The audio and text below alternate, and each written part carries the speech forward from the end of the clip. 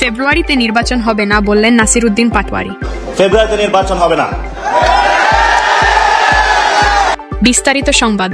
আগামী বছরের ফেব্রুয়ারিতে জাতীয় নির্বাচন আয়োজনের জন্য নির্বাচন কমিশনকে চিঠি দিয়েছে অন্তর্বর্তী সরকার, তবে ঘোষিত সময়ে নির্বাচন হবে না বলে মন্তব্য করেছেন জাতীয় নাগরিক পার্টির এনসিপি মুখ্য সমন্বয়ক নাসিরউদ্দিন পাটোয়ারি। মঙ্গলবার রাজধানীর ফার্মগেটে কৃষিবিদ ইনস্টিটিউশনের আন্তর্জাতিক যুব দিবস উপলক্ষে জাতীয় যুব সম্মেলনে তিনি এ মন্তব্য করেন।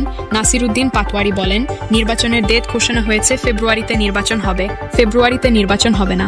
যদি ফেব্রুয়ারিতে নির্বাচন হয়, আমার যে ভাইয়েরা শহীদ হয়েছিল, রক্ত দিয়েছিল সংস্কারের জন্য, তাহলে কবরে গিয়ে তার লাশটা ফেরত দিতে হবে এই সরকারকে। আমার যে ভাইয়ের হাতটা চলে গিয়েছিল, যদি সংস্কার কাজ শেষ না করে নির্বাচন হয়, তাহলে এই সরকারকে আমার ভাইয়ের হাতটা ফিরিয়ে দিতে হবে। যে মায়ের বুক খালি হয়েছিল, ওই মায়ের বুকের সন্তানকে ফেরত দিতে হবে, যোগ করেন এই এনসিপি নেতা।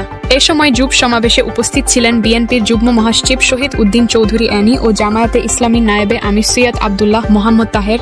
বিএনপি এবং অন্য রাজনৈতিক দলগুলো ফেব্রুয়ারিতে নির্বাচন আয়োজনের ঘোষণাকে স্বাগত জানিয়েছে।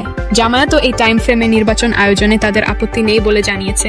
তবে এনসিপি বরাবরই বলে এসেছে, সংস্কার এবং জুলাই গণহত্যার বিচারের আগে নির্বাচন আয়োজন নিয়ে প্রশ্ন রয়েছে তাদের। বিএনপি এবং অন্য রাজনৈতিক দলগুলো ফেব্রুয়ারিতে নির্বাচন আয়োজনের ঘোষণাকে স্বাগত জানিয়েছে। জামায়াতও এই টাইম ফ্রেমে নির্বাচন আয়োজনে তাদের আপত্তি নেই বলে জানিয়েছে।